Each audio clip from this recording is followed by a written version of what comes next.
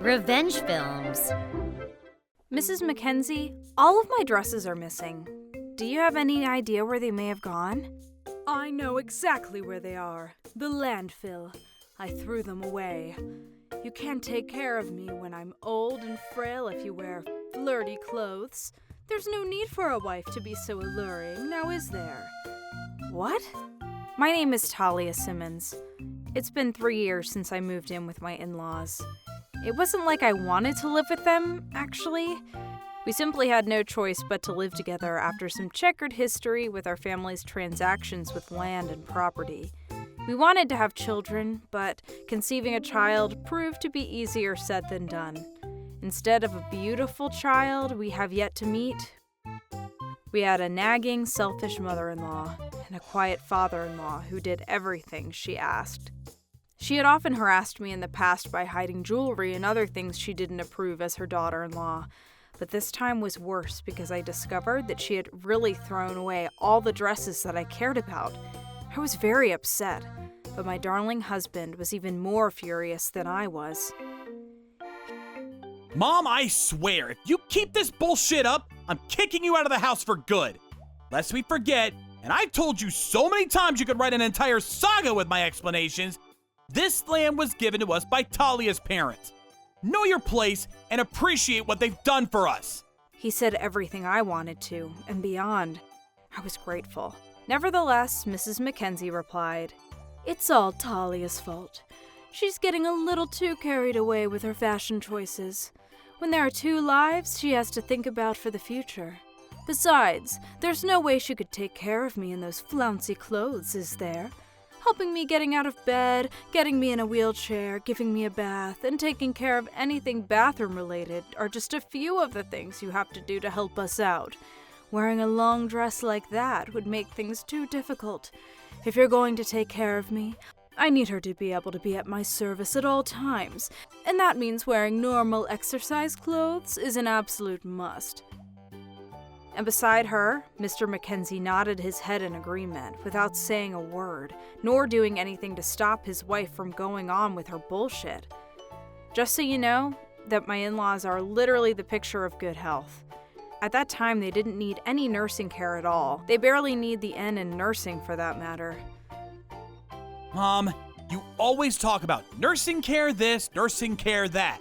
But it is very difficult for an amateur to provide such a thing.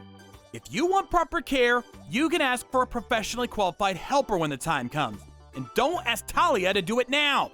Of course, if and when the time comes, I will do what I can, but as Max says, although it does depend on the level of care the person really needs, it's really difficult for an amateur to care for the elderly properly. I think leaving what is necessary to a professional is the best thing to do, so I don't think you need to worry about it now. Professional care? That would just be a huge waste of money. If I become bedridden, the only thing I have to look forward to are the meals. If you can afford to hire someone, you should rather cook delicious meals for me to enjoy during my final years of beautiful life. That's why I want Talia to do a good job of taking care of me. Mom, listen, if an amateur takes care of a bedridden person, the life of the person who needs care may be in danger. Oh, nonsense, LOL. Babies are bedridden, aren't they? But they'll always grow up to be admirable people. I'm sure that caring for a bedridden adult is much easier than caring for a baby because they're able to speak.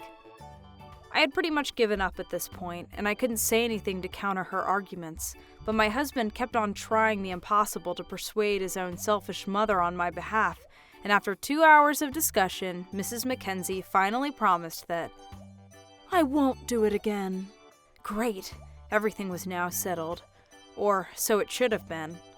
A week later, after I told her so bitterly about how hard it would be for me to have taken care of her, her old self bounced back with a vengeance. She actually decided to re-educate me so that I would not have to deal with such a situation when I really do become her caregiver. She even had a slogan which was, "Re-education for all, for they shall fail in their mission in handling the work of caregivers to good people." She started to prod every single meal with her chopsticks, before complaining about every meal and pointing out what's wrong with the food before throwing it away in the trash can. She also went on cutting up my skirts, dresses, and blouses with scissors and threw them all away, and took the liberty to steal my engagement ring, wedding ring, and other jewelry and cosmetics and gave them to her friends. The friends, who Mrs. Mackenzie pressured to take the rings, came to give them back to me and my husband personally. Among the jewelry were other assorted belongings of mine. We were shocked that we discovered that, along with other accessories, our engagement rings and wedding rings had been taken. They most likely thought, yeah, these are definitely engagement rings or wedding rings, and these cosmetics are for a young woman, perhaps in her 20s. I can't use any of these. We found out about my makeup and cosmetics when they were returned to me and my husband in the same manner. My clothes getting cut up with scissors was definitely unexpected. Mementos from my grandmother and presents from Max were among the items torn up and confiscated.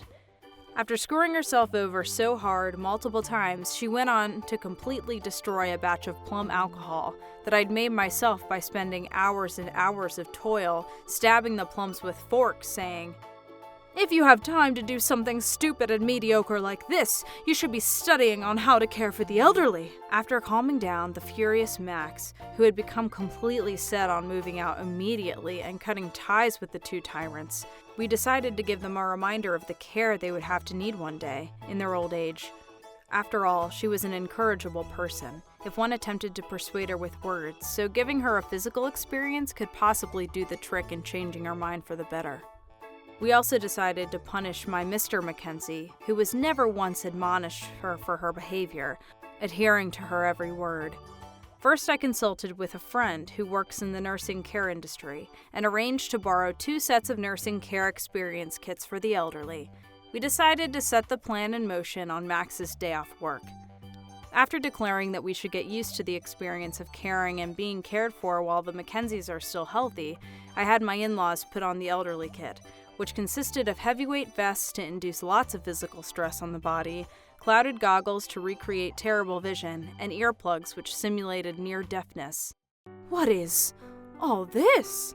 I answered by saying I wanted to prepare for taking care of her in the future, to which she replied, "So you've finally become motivated, huh?"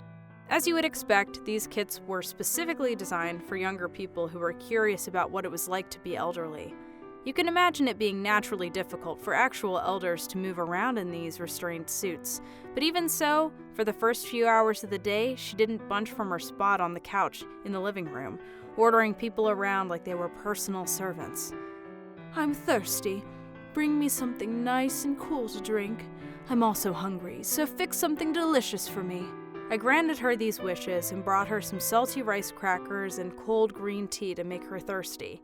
She completely devoured it all while wearing her suit. Eventually, she had to go to the bathroom and said, "Help me take off this suit. I want to go to the bathroom." We ignored her wishes this time. As she became increasingly impatient, she started ranting and raving. "Hurry up and get this stupid stuff off of me!" But we never answered. She started to yell and moan after that, but I just smiled, offering her a diaper and said, "I'll put it on for you. Today's an exercise in caregiving after all. I have to get used to doing this too. Come on now, open up your legs." The tantrum got worse, and it was so funny. I tried my darndest not to laugh. She eventually said, "Enough, I'm going on my own." She finally got up and started to move on her own, but that didn't last long, for she fell down on the ground. She couldn't seem to get back on her feet afterwards and sat down exhausted. My father-in-law, perhaps realizing my true intentions, turned deathly pale and quickly apologized frantically, at which point I released him, and him only. Mrs. Mackenzie then tried to remove the suit herself, but Max was always nearby to put it back on her without mercy. She eventually gave up on removing the kit and went to the bathroom with Max's assistance. At the end of the day at dinner time, a normal meal was prepared for myself, Max, and Mr. Mackenzie, and before Mrs. Mackenzie was a bowl full of mushy food, designed to be food for the nursed elderly. I had put her portion into a blender and let everything mix together into a kind of porridge. Imagine steak, potatoes, and green peas with salt and pepper and gravy all blended together into a paste. That's precisely what she was expected to eat. She complained, "Today is just a rehearsal. Get rid of this stupid mush and feed me the same food that everyone else is having." To which I replied calmly, "This rehearsal is under the pretense that you're completely bedridden, Mrs. Mackenzie. If you won't go along with it, I may not be able to care for you in the future after all." To which she mumbled, Okay, I get it," and started to eat. Breakfast and lunch weren't too much of a problem, but by the end of the day, because she'd been wearing a heavyweight suit all day, her arms were so stiff that every time she would finally scoop up some food with a trembling hand with a spoon, she would drop it. After a while, I finished my meal. I gave her one bite at a time, saying, "Open your mouth, Mrs. Mackenzie." Ow. The food was still pretty hot, and she became upset at how she was almost burned, but I paid no heed to that and told her, "I'm gonna do my best in taking care of you with all my heart and soul every day, okay?" She turned really pale and didn't dare look at me. The next morning, she finally became reasonable, and along with her husband, apologized for everything they had done, so we finally took the suit off her. As compensation for confiscating a bunch of my clothes, she agreed that Max would stop providing all financial support for their living expenses for a while. Mr. Mackenzie, although it admittedly wasn't very much, also paid a little in compensation, and we decided to end the whole thing there. Mrs. Mackenzie was so frustrated, saying, "What about preparing for the future? We still gotta do some of the exercise routines and tea time." But in response, I simply asked her, "Do you really want me to take care of you in the future still, Mrs. Mackenzie?" Her complaining abruptly ceased, and now my in-laws are thinking about moving into an apartment with nursing care facilities for their retirement. A new condominium with nursing care services had just recently opened in the neighborhood, and we are planning to visit the model room together. Hopefully their concerns for the future will blow away with this alternative approach to giving them a good life of retirement. How was today's video? If you enjoyed it, please subscribe, like, and leave a comment. Stay tuned for more.